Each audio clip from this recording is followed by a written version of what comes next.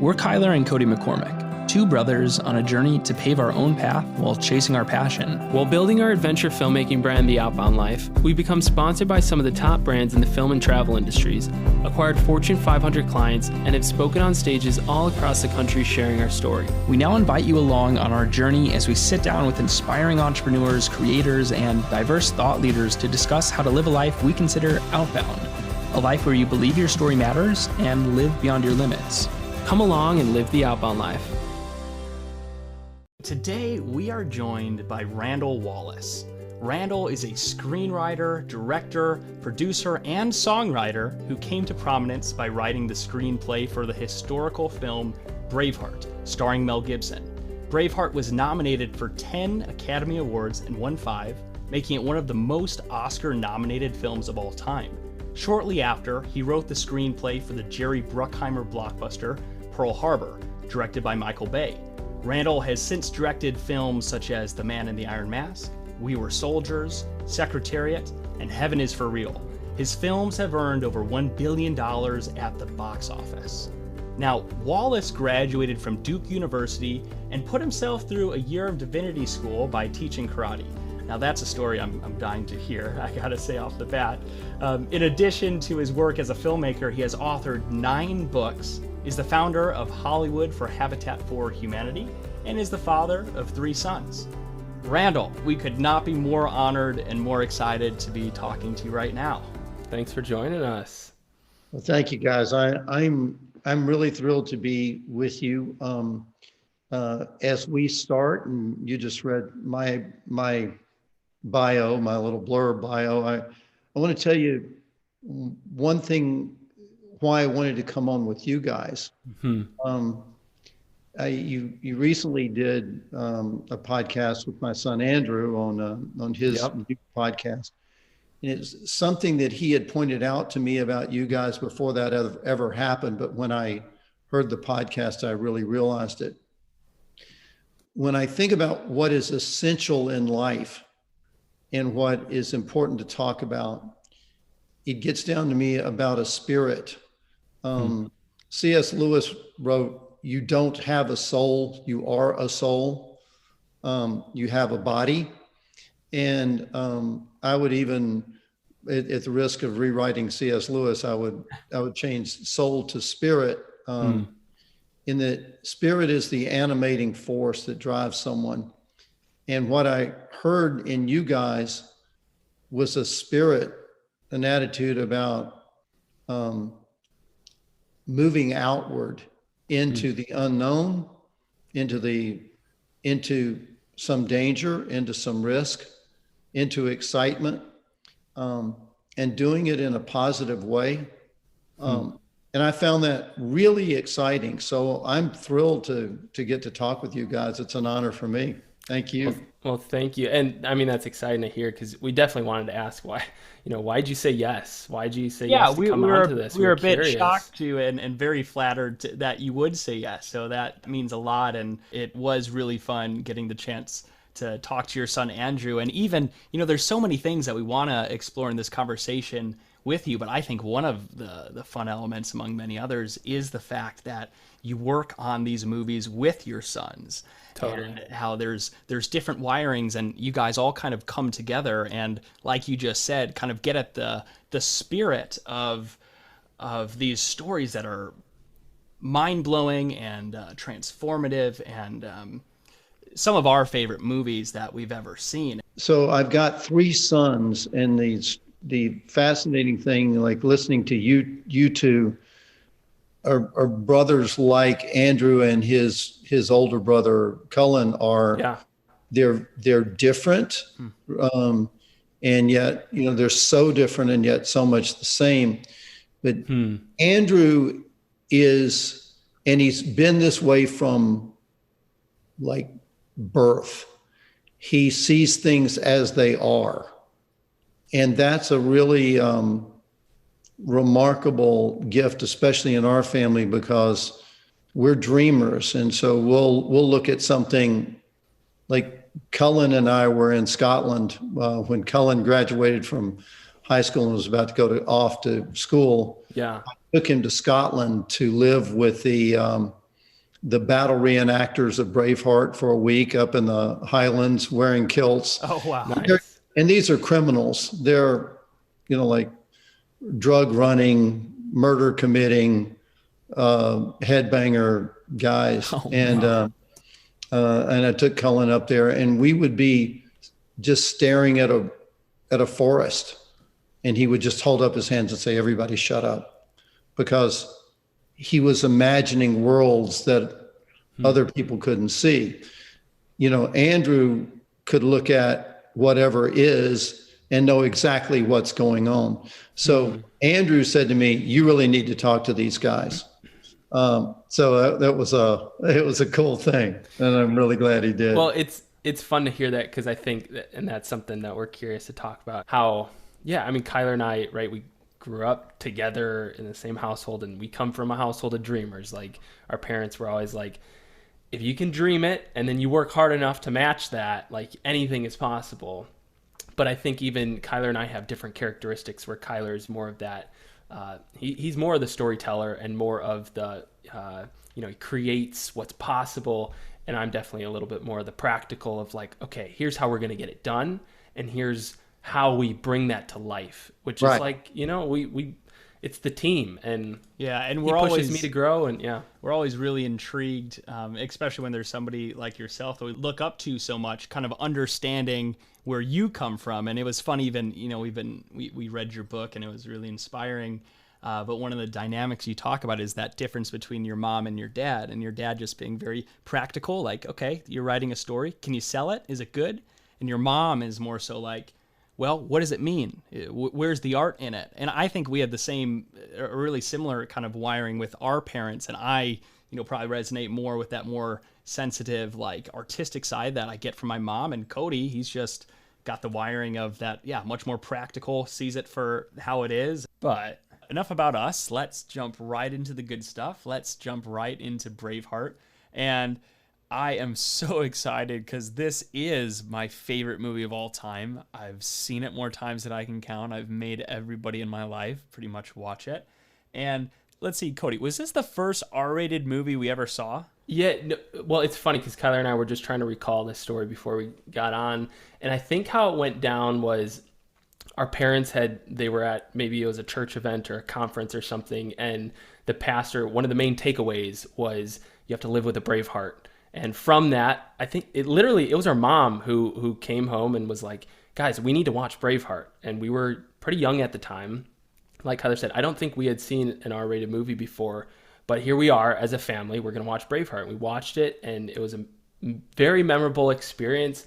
But I think, it's funny hearing that story because, or even thinking about that story of the fact that Braveheart and the story and how you develop that has impacted so many different lives. And I think you talk about a little of the mission that we're on with our company, The Outbound Life.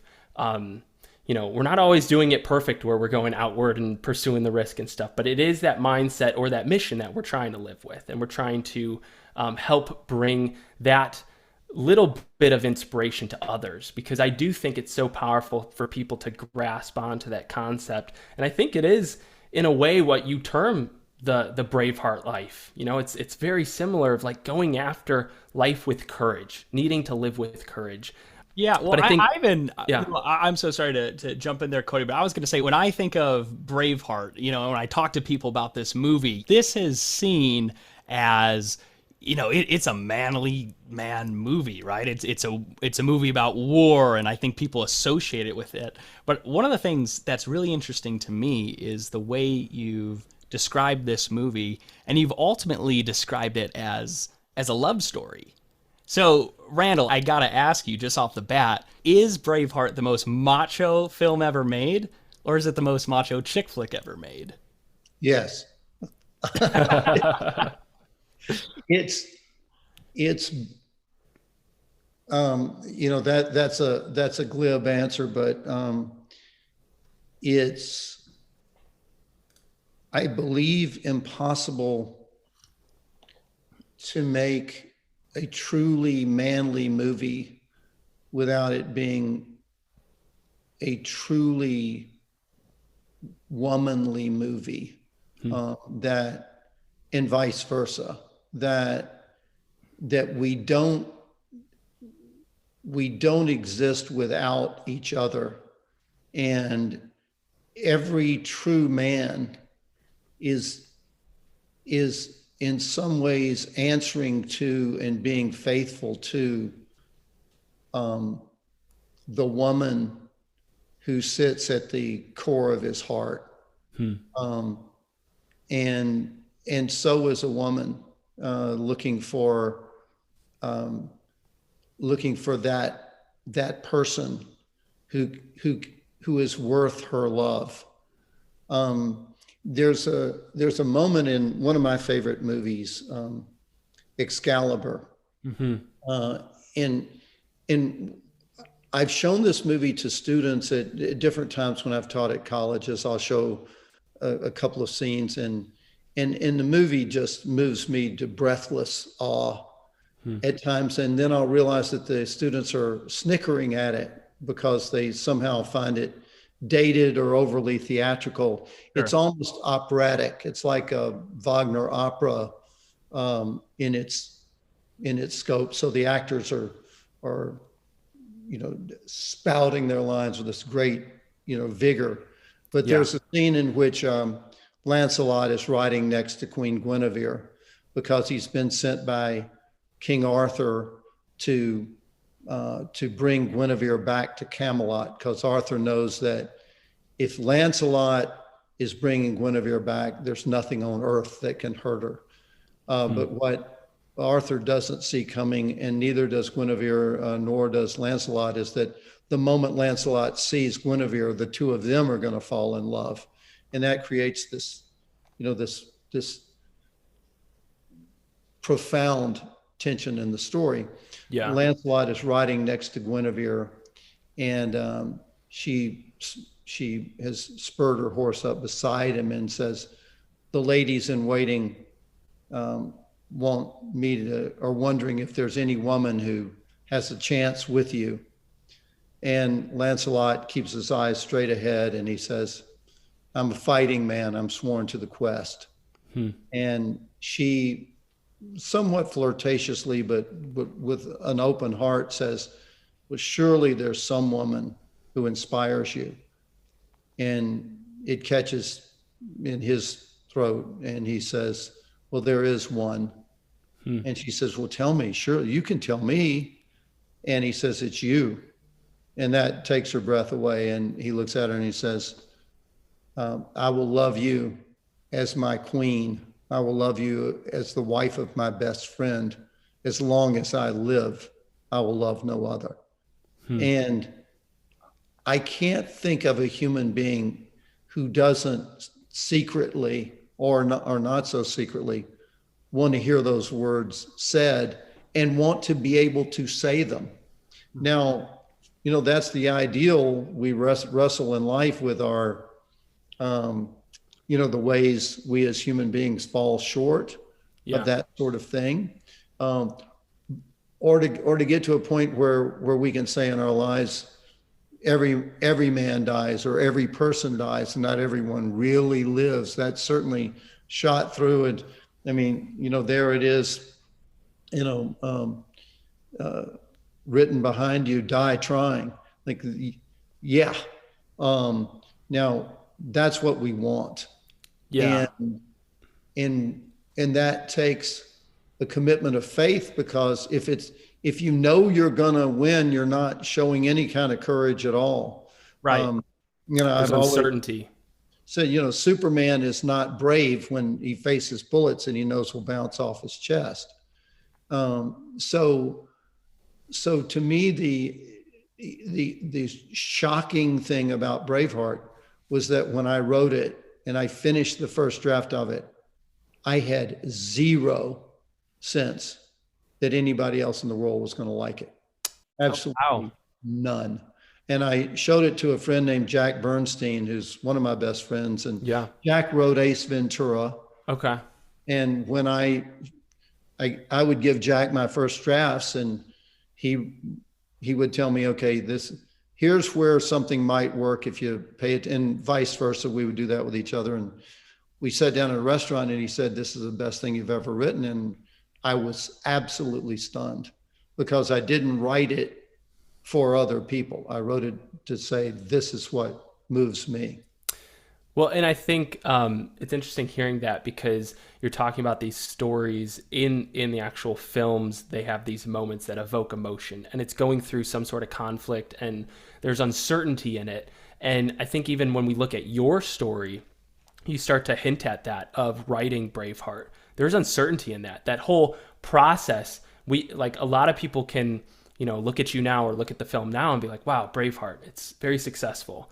But that's not the story in the making of it. That is definitely not the story in the making of it. Tyler and I took time to read your book, Living the Braveheart Life, and you describe one of your darkest days where you literally were going through turmoil. You felt you were going to lose your home, everything that you had. And basically, you said a prayer, and you say that from that prayer, Braveheart came. Can you bring us into that story a little bit deeper? Yeah. So I had first come across the existence of William Wallace when Andrew was in his mother's belly. She was pregnant with our first son, and we were on a trip to Scotland and walked into Edinburgh Castle, and there were these statues, William Wallace and Robert the Bruce. And I asked a member of the Black Watch Guards who this Wallace was, and he said, "Our greatest hero." And I'm like, okay. And I'm elbowing my pregnant wife, greatest hero, honey. But I knew at that moment it was an incredible story, but I didn't feel prepared to write it. And I had a baby on the way, and I needed to be able to feed him. Yeah. And I got involved in TV for a number of years and was doing well in TV, making money. My career was really taking off. And then there was a writer's strike, which not only interrupted the whole business, but it allowed the company that I worked for to suspend all of the contracts that they had. So I had a guaranteed income. I had spent money buying a home for my family and fixing it all up because I felt sure my income was secure. Right. Strike went on for nearly a year. I was losing all my money. And on top of that, I was having an emotional reaction to that. I was knotting up inside. I was actually, I was having sort of panic attacks, I guess you'd say. My hands would tremble. And I'd seen that happen with my father when he had lost a job. And when my father had lost his job, my sister and I were farmed out to relatives for a time because my dad was in the hospital and my mother was taking care of him. And at one point we even lived in a place that had no indoor plumbing. And it was one of the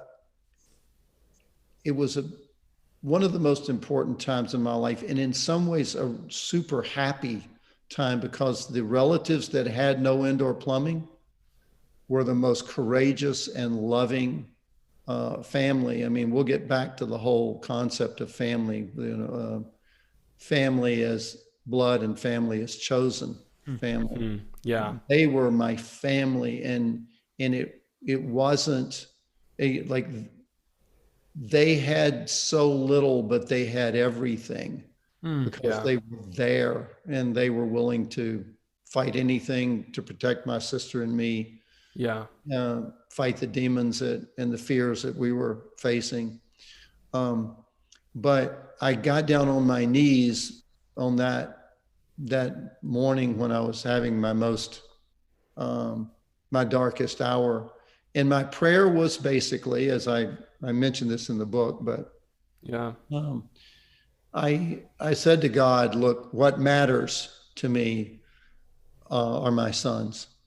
And maybe what's best for them is not that they grow up with in this big house with a swimming pool and German cars in the driveway and private schools.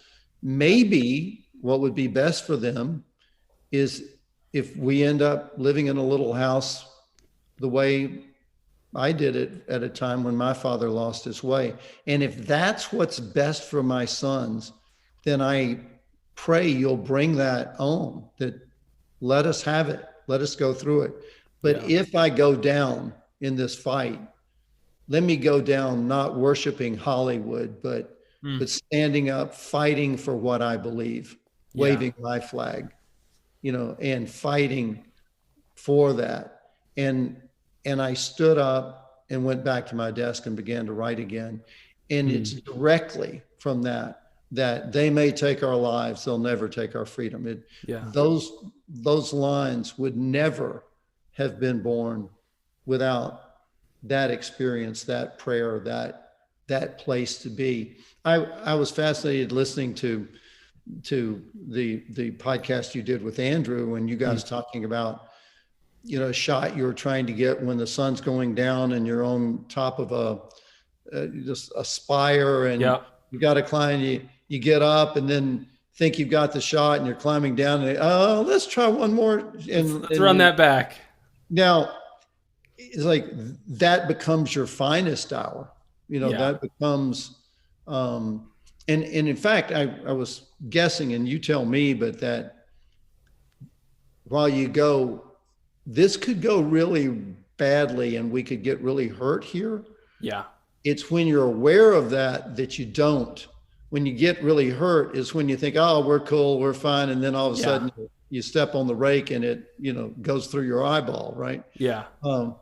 But it's those moments that become crucial, like having the courage to put yourself in the place where you're lost and something happens you never saw coming.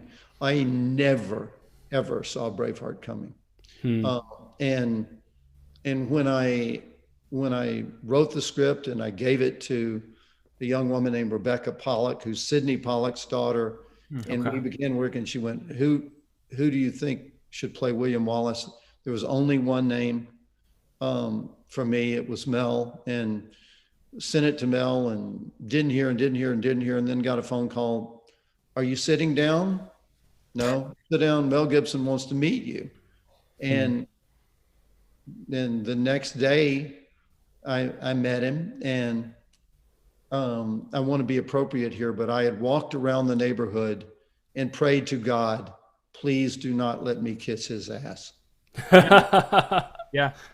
Because I knew if my orientation became, what does he want to hear? Right. Or let me say that I was of no value to him. I was no value to me. Yeah. I had to be, and where that meeting went was I was sitting around with a bunch of people, none of whom were saying anything. And I just felt the power of the meeting leaking away. And I leaned over the table and started to pound on it with my fist. And I said, look, every movie has a message, a spirit, whether it wants to or not, it's got one. And what most movies say is the guy with the bluest eyes and the biggest biceps and the greenest money gets the girl. Right. This movie says you're faithful to your heart. Even if they cut it out of your chest, you prevail. That's the movie I want to make. That's the movie I want my sons to see. You want to make that movie? I'm your man. You don't want to make that movie? You need to say no. Well, everything you just shared there is really powerful. And I think one of the things you touched on is it's almost like a posture that you can choose to live with or not. And for you, that ended in a moment where you're literally on your knees praying to God and saying that, I'm going to give this thing one last shot. And if I do it, it's going to be something I believe in. I'm not going to think about what Hollywood wants. I'm not going to think about any of these other things, or even going into that meeting with Mel Gibson and saying, I'm really going to pray like not to kiss his ass. And it seems to us It's like the more you climb in life, the more opportunities, the more power, it becomes more and more tempting. It becomes more and more challenging to stay true to your convictions. But it's really interesting to me, not only Braveheart, but ultimately the story of where Braveheart came from. And I think, again, people now have the liberty of watching this movie and they get to think it was all sunshine and rainbows getting it made. But one of the stories that you touched on in your book hit me on a really deep level. And this was the story of the movie was wrapped up and the sound and the color and everything was in its final form. And you were about to screen this movie to your friends and family.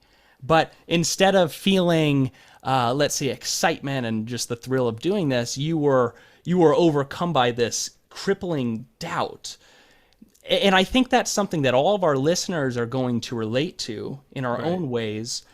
Is that a story you could dive into a little bit? What it was like going into that screening and some of the doubt that you were experiencing? Absolutely. And I'm excited that you ask about that. And I want to ask you a question about why you ask about that, because I think it's really cool that you do. It's as you describe. The movie was finished, so it was not. There are many times. I mean, when a movie's in progress, there are dozens of times when you screen it in unfinished form, and it's very difficult for an audience that's used to seeing only finished movies to see a movie in unfinished form when you can't hear all the dialogue, the music's not mixed in, it's maybe not music that was written for the movie, it's music you've borrowed from other things, the color's not finished, all sorts of things. But this was finished. And we were at Paramount in this gorgeous screening room that they have, great big one, and I'd gotten to invite a bunch of friends, and I sat through the movie on pins and needles. It was like squirming in my seat going, oh, it's too long. Oh, it's too, oh, we should have left that out. And I had invited friends that I'd known for a long time, friends I really loved. And when the movie was over, I looked for them immediately. I mean, I was like holding my face in my hands, and I looked up and they were gone. And I thought, they just bugged out because they don't want to tell me, gosh, it was such a good opportunity for your career to happen, and too bad. And they didn't want to be the ones to give me that news. Yeah. And I was drifting out of the theater with all these people who were just absolutely silent as the movie ended. And we're walking out like a morgue. And they came out, both these two guys who didn't know each other, but they were both my friends, came out of the men's room. And I saw them then and went, oh gosh, you're still here. I know it's too long. I know we should have changed it. And they went, we've been in there crying. We just didn't want anybody to see us. And that was the way everybody was feeling. I walked across the street where some of my family and friends had gathered at a place called Lucy's El Adobe, Mexican restaurant. And I walked in and the whole restaurant started chanting, Wallace, Wallace, Wallace. And it was the most jolt from here to there that I could have gone. And what it said to me is that fear is a liar. Is that I've had friends say to me, well, look, you knew that this was special every minute of the way. It's like, not only did I not know it every minute of the way, I didn't know when it was finished that it worked. And sure, I knew, oh, this audience likes it, but will that audience like it? And all those different things. So when I had my huge insecurity when I was there I was exhausted emotionally and physically, and and you're feeling this fear, it doesn't mean that it's true. You could be greatly misreading what's right in front of you because of those emotions. And what that gets me is to the question for you guys is that while I know you, like I heard you say it on Andrew's podcast, that you do a great deal of planning, that before anything, there are meetings, there's the selling aspect, there's board meetings, people talking about, is this the image we want to project? Okay, these are the guys we want to go do this thing. Then you get ready for the shoot and you're planning where are all the dangers and all of those things. But there's still that time, whether it's at 2 a.m. or it's that you're all geared up and, and you're going, what if this equipment doesn't work the way I've set it up? What if I don't work the way I've set it up? What if my hands don't work when I'm climbing this wall? This sheer face. Fear's a liar. And it's also your friend. And We Were Soldiers, a movie I'm very proud of. I talked with a young guy, then a young man, who kept a cut off and surrounded platoon alive for like 36 hours of hell. Gee. And I said, how did you function in that terror? And he said, well, fear's your friend. But you could never live through it if you didn't have the energy and the awareness and the alertness that fear will give you. But when you're trying to say, hang on to something, or you're trying to make a good decision, and your mind is just flooded with fear, it ain't your friend. It's the enemy, and you've got to look that enemy in the eye. Right. And I think for all of us, or I can only speak for myself, it can be so challenging to find the balance between, let's say, so in one regard, fear can be, maybe it's discernment, right? Like in the situation, the gentleman you talked to, it did keep him alive. And fear can do that. We have such thing as a fight or flight mode that turns on. It's like the goal is to survive. And that's our friend. That's really helpful. But I think it's just incredible to hear that story of how you had finished Braveheart. For many years, you had poured your heart and soul, your spirit, as you're saying, into this. And yet, you were in the same auditorium as all these other people, and they were being poured over with emotion. They were left speechless, right? They didn't even have words for it. And yet, it can be the case that you can be literally the writer of Braveheart, experiencing the same thing all these other people are experiencing, and yet in your mind, you are interpreting it as they're silent because they think the movie sucks, they're embarrassed for me, this is a flop. And yes, I relate heavily to everything you just said about, for Cody and I with our work leading into each project, you do everything you can do to cross your T's and dot your I's and make sure all the gear is good, and we've communicated clearly with the crew, and okay, we're going to look at the questions and all that sort of stuff. But yeah, 2 a.m. comes around, and here you are, there's that little voice that's saying, are you even in the right job? Why are you doing this? They should be listening to somebody else. So I'm just really curious, knowing that this is it's a human dynamic. It really doesn't matter what you do for a living. What do you do with fear? How do you combat fear? Well, can I add one thing on that? Because I want to add the word self-doubt to that. Because I think this fear is almost coming up as self-doubt in this instance. So, like, how do you walk through self-doubt? And then even to where you are now, like, do you still struggle with that? Because I think, for us, some people could look at where we've gotten to at our career and go like, oh, you wouldn't struggle with that. But no, I'm here to say we do, right? You do all you can, and that you still doubt. Like Kyler said, some days it's like, am I even in the right career? Am I the best for this job? It's like, okay, you get through another and you're like, okay, that went really well. Everyone's really happy with it. Wow, okay. Clearly I have some gifting here or something like that. But yeah, how do you still process through self-doubt? Man, that's such a great question. And I think the fundamental place you have to get to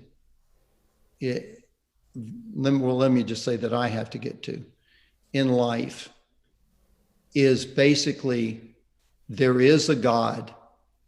It's not me. And I believe in the mystery and the majesty of it all, of life. That I'm sorry, this is going to be kind of like a scattered answer, but I'll give it to you in the scattered way. My mother passed away 10 years ago, and it was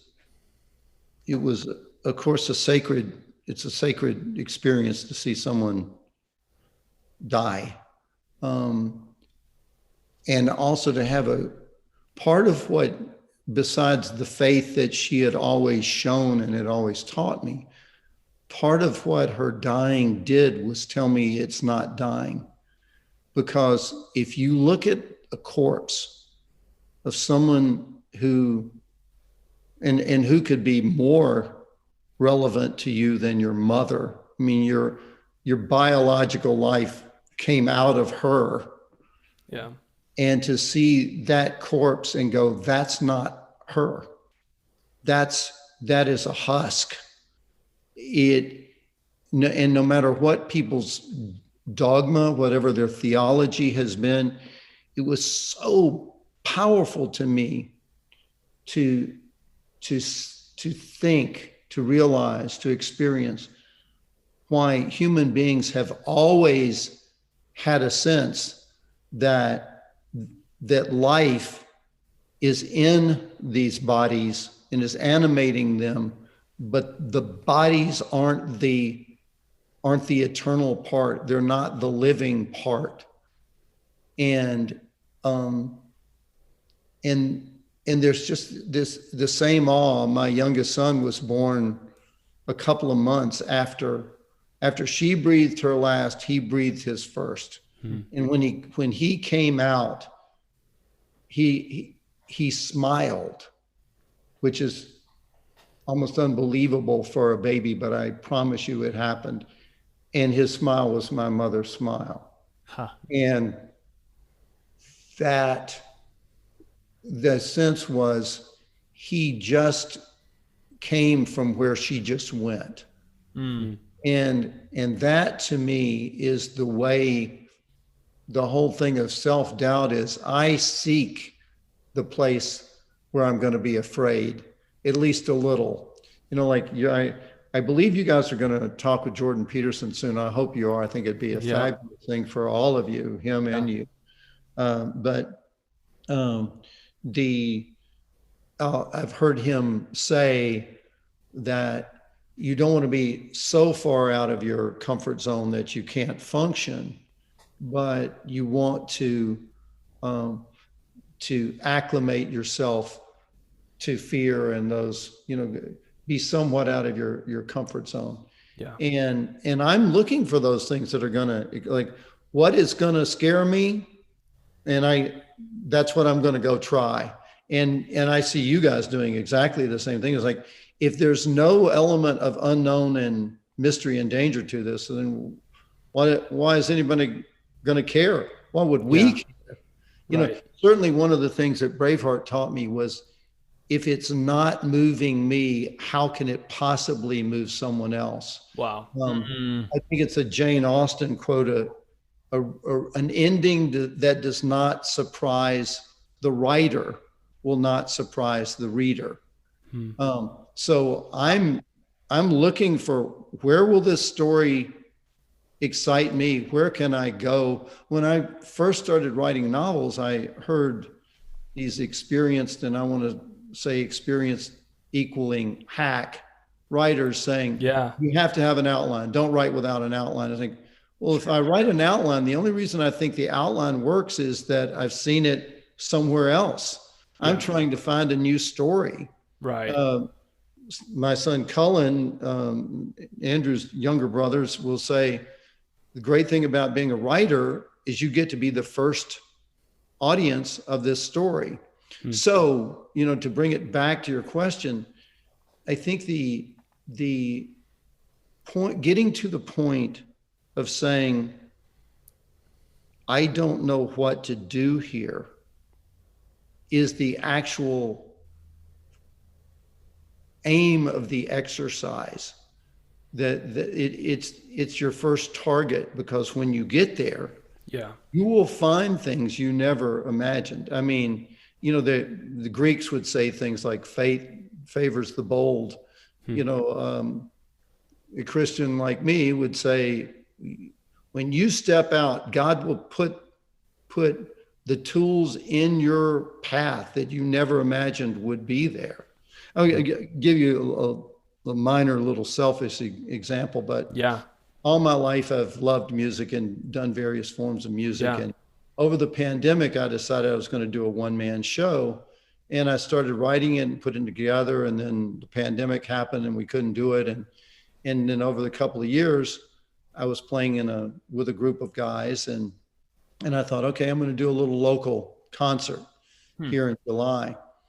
But I was having trouble finding the right mix of musicians, and a guy that I know who's an incredible guitar maker and technician said, well, I know so-and-so and I know so-and-so. And all of a sudden he's calling the woman that basically taught Linda Ronstadt to sing. Wow. Have her sing backup and help me put together the band. And she's going, well, let's talk to Neil Diamond's bass player, and let's talk to this legendary drummer, and let's talk to this. And all of a sudden I'm like, huh? Wow.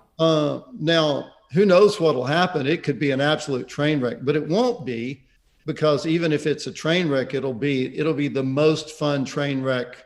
Yeah, you'll have fun doing it no matter what. Yes. So that thing of self-doubt, I think, is heaven help the person that doesn't have it.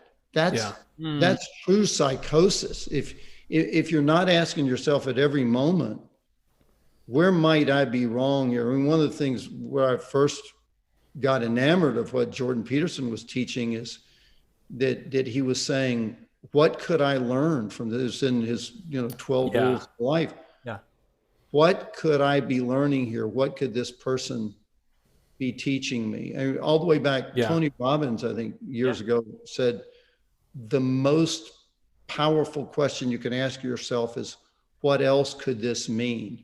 So if someone you love is furious at you, and you're talking, you have no idea what it is you did wrong, or, you think, okay, what else could this mean?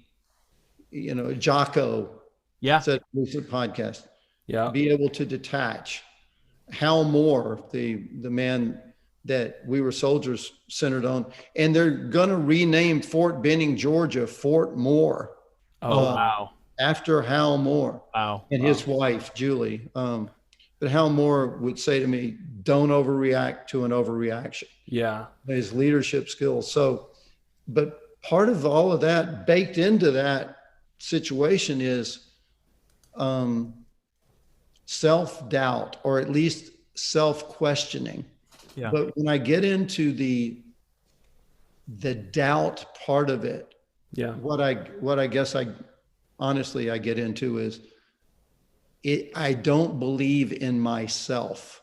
I don't believe in my own understanding. I believe God believes he can do something with me. So it's not like, and maybe what that is slam me against a wall like a bug on a windshield. It might be what it takes.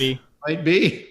I mean, the other day I was talking with a friend because I had my second knee replacement surgery. I used to box and play basketball and all, and my knees are needed to be replaced. And a friend of mine wrote me and said, my wife has had like 16 surgeries, and she said that's the most brutal recovery of any of them. And I thought, 16, wow, and then I started thinking, gosh, I've had 28.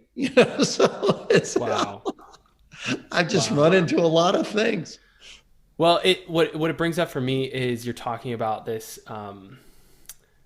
this area, what I would call growth. It's the growth area. It's the uncomfort zone, and Yeah. it takes uncomfort to be able to grow. And Right. without, like, if we just live in our comfort zone of what we're fully confident in, all of that, you never push out and grow and see what you're capable of. Right. And that's what I'm continually reminded with for myself is I think a lot of the scariest things that I do or take on, I could be, pretty scared about doing it.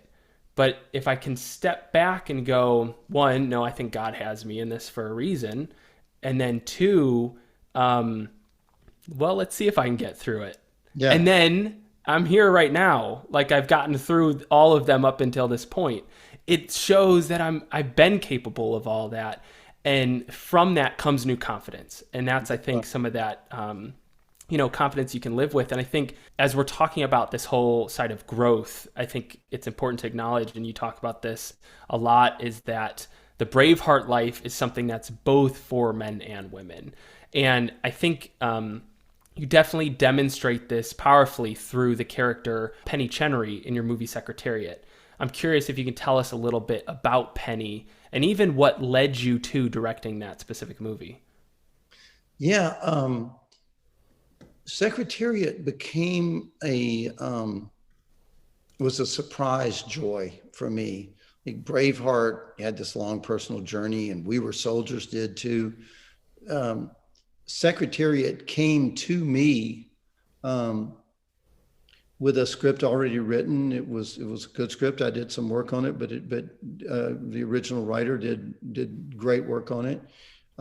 It was all set up at Disney, and a man named Dick Cook was running Disney, and I really admired him. And when he said, would you consider doing this? I immediately said, I'd certainly consider it. And I had no interest in horse racing. I mean, look, I grew up a Baptist, and gambling was like not something we did. Right. And I actually still feel that way. Like gambling feels to me like trying to get something without doing something in return. A shortcut, right? Shortcut. It's like, yeah. It's not one I want to take. And horse racing seems to relate to that. But, and I found a horse that's beautiful, but I'd never been a rider. But Penny Chenery, that story really lit up for me. And then when I met the real woman, I was struck by her strength, and she was never trying to get you to like her. It's kind of like that Willie Nelson song about cowboys. Like, they won't say things just so you'll like them. They're not out to get your approval. And Penny was not out to get your approval. I mean, I'm sure she would prefer if you liked her, maybe, but you couldn't even see that she would prefer it. She was just going to give it to you straight. Yeah. And even in her 90s, she was just a profoundly charismatic person. Yeah. And that story about her having the vision, again, talking about self-doubt, which it was not that she was without doubt. It wasn't like she knew this horse was going to be, she knew this deal, she knew this. It wasn't any of that. She didn't know. But there was a love of horses and horse racing and horse breeding with her father. And when he passed, she honored that and decided, no, let's not just sell it all out and close it all down. Let's see what's here. And then it became this horse. And then it became, all of you other guys are going to be telling me what's what. I don't think so.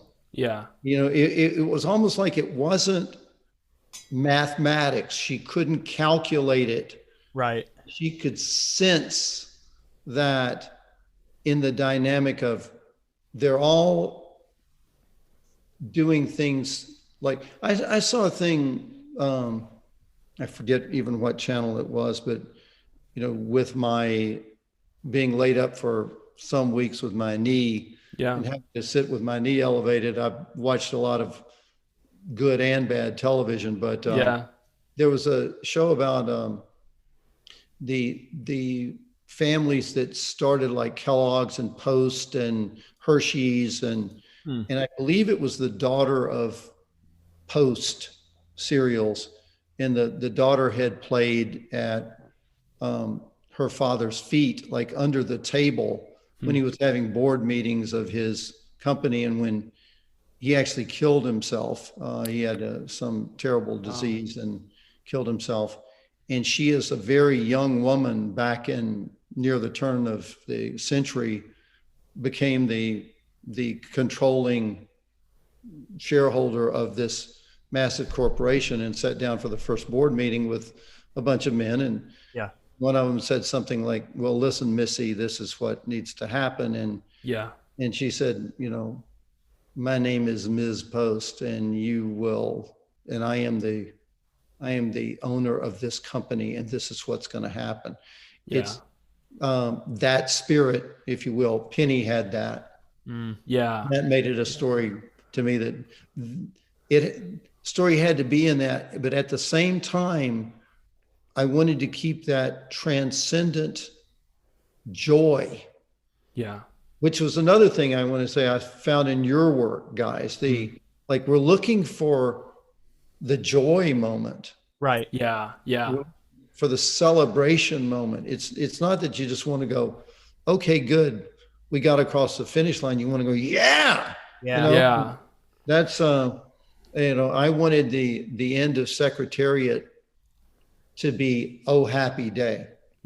It's certainly achieved just that. I rewatched it again recently, and it just gives you goosebumps. And I think largely because of, the spirit you're describing of who Penny Chenery was.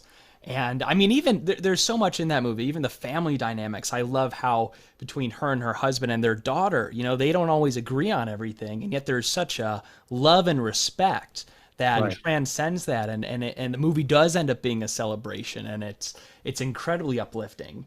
And gosh, we could talk about your movies forever, but we want to be sensitive to your time as we kind of wrap up here. And Randall, one of the things that I was thinking of as we were preparing for this is there's many different ways that I would love to thank you and your work for the way it's impacted my life. But there's a story I'd love to share that hits me on a very deep level that I've gathered from watching your life, and even the way that you really talk about how some of the things that led to Braveheart were the fact that you kind of grew up with a lot of mystery. You had a desire to understand, where did I come from? Who was my grandfather? What was life like on my mom's side? And how kind of that sense of mystery led you eventually to Scotland, almost as this trip of trying to figure out, what am I going to tell my son about who I am? And the story I'd like to share is about my Uncle Brad, who unfortunately I never got to meet, but my Uncle Brad has always been this very mysterious figure in my life, and I would say for me, one of the great sources of inspiration to me that I would say undoubtedly lived the Braveheart life. Now, my Uncle Brad, who was my mom's brother, he was an Air Force captain, and he was stationed in Ramstein Air Base in Germany, and back during Desert Storm, he was given orders to serve as a public affairs officer in Saudi Arabia. Now, this is where the story gets a little funky, and, maybe to some of the listeners, this might be kind of a weird thing to say, but we know you share our faith, and, with movies like Heaven Is For Real, this is something that you certainly are no stranger to. But anyway, the way the story goes is one day, our Uncle Brad, he came to his friends on the airbase, and he told them that the night before, an angel of the Lord came to him in the night and said that he would not return to Ramstein Air Base. And it was out of nowhere, and the friends kind of laughed it off and, thought maybe he had too much to drink, or, maybe he ate something weird the night before. After all, public affairs guys don't get killed. And fair enough. Yeah, public affairs guys don't get killed. But as days went by, Brad's demeanor, it didn't change. And his friends eventually would come to believe him. And just before the assignment went down, Brad was offered the ability to forgo that assignment. And it was his response to that sticks with me to this day. What he said was, he said, no. He said, no, this is God's plan. And as fate would have it, a few days later, Brad's C-5 aircraft, when it was taking off from Ramstein, it malfunctioned. And unfortunately, he and I want to say 12 others perished.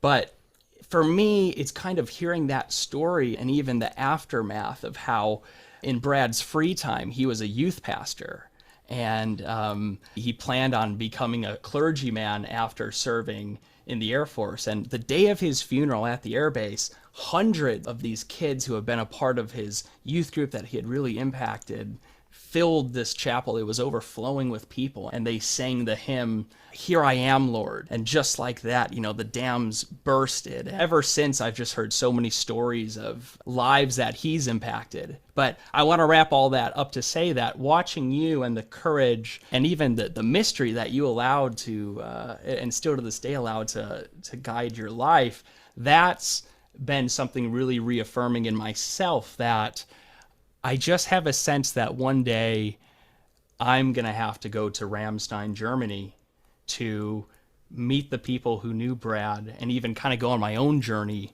to understand where I came from. So that isn't as much of a question as to just say, I really appreciate that part of your story. And that's, I'm convinced, going to be something really formative in my own life.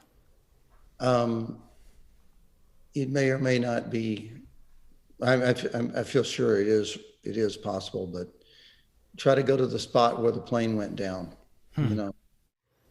Try to stand on that spot. I went to London after Braveheart and went to the spot where William Wallace was torn apart. Yeah.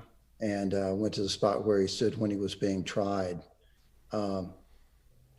It's an important thing to do. Yeah. To find something happens when you go there. And that, it's such a powerful story to say, is like, he couldn't see what would happen. He felt this message, this divine message, compelling divine message. And the idea of all these young people he had touched being there, feeling that's, I understand when atheist friends of mine go, well, look, this is not scientific. This is good. Sure, to me, yeah. It's completely illogical to believe that there aren't things we don't understand that are at work, especially when you hear them shouted in your heart in these same ways. So, yeah. Well, guys, thank you for being a shout to my heart and to so many other people's. And I hope we get a chance to connect again in the future. I really appreciate the chance to be on with you. Well, Absolutely. We've been so honored, and this has been such a treat for us, and it truly means more than you know. And yeah, we'll let you go. And I know you have some upcoming movies and all sorts of stuff that you're always working on. In the meantime, for the folks that want to follow along with everything you're doing, in addition to your movies, the songwriting and the podcast that you're working on with your son and all sorts of stuff, where can people follow what you're up to? I think it's under something like therandallwallace.com, but Andrew will know. Perfect. Yeah. No, we'll get a link and definitely put it out so everyone can follow along. And yeah, it's from what we've read, there's a lot of exciting things that you're working on, and we're certainly going to stay tuned. And I'd be happy to come back too if we ever want to do a reprise. So cool. Well, we will 100% take you up on that offer. I really dig you guys. I mean, they're like the issue of chosen family. Julie Moore, who's, like I say, part of the renaming of Fort Benning into Fort Moore, she taught me the concept of chosen family. It's like you've got you got your family, and then you got the people that go, okay, we're family. So, you know, I love to find people go, okay, kindred spirits, you know, let's be allies. Well, we are all for that and certainly feel the same with you. Cody and Kyler, thank you so much, brothers. Take care, and we'll see you down the road. Thank you so much, Randall. All right, until we meet again. A few closing thoughts, guys. First, we're so grateful you took the time to listen today. It really means a lot to us to be able to share our journey with you.